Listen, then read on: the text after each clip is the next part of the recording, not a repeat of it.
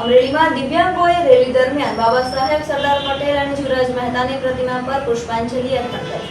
અમરેલીમાં દિવ્યાંગ charitable trust દ્વારા દિવ્યાંગ વેદના રેલી યોજી આવેદનપત્ર પાઠવાયું હતું. અમરેલી શહેરના મુખ્ય માર્ગો પર રેલી પસાર થઈ હતી. રેલી દરમિયાન દિવ્યાંગોએ બાબા સાહેબ આંબેડકર, સરદાર પટેલ, જીવરાજભાઈ મહેતાની પ્રતિમાઓ પર પુષ્પાંજલિ અર્પી કલેક્ટર કચેરીએ પહોંચી તેમની પડતર માંગણીઓ અંગે આવેદનપત્ર પાઠવ્યું હતું. રેલીમાં ખૂબ મોટી સંખ્યામાં ભાઈઓ બહેનો સાયકલો સાથે જોડાયા હતા.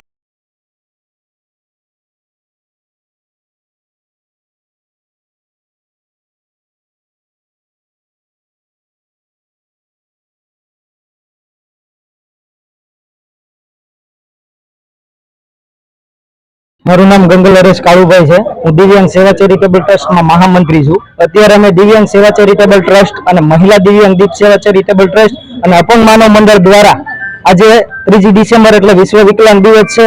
જે વિકલાંગના જૂના પ્રશ્ન અને વેદના રેલી છે તેની દિવ્યાંગ વેદના રેલીનું આયોજન હતું.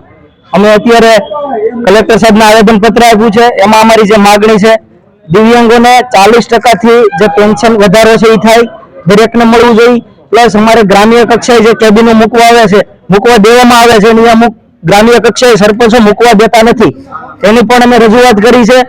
અત્યારે ગુજરાતમાં પ્રાઇવેટીકરણ થઈ રહ્યું છે, જેથી કરીને દિવ્યાંગો સામે કોઈ જોતું નથી. 4% અનામત હોવા છતાં અમારી ભરતી થતી નથી. એમાં અમારી નોંધ લેવામાં આવે.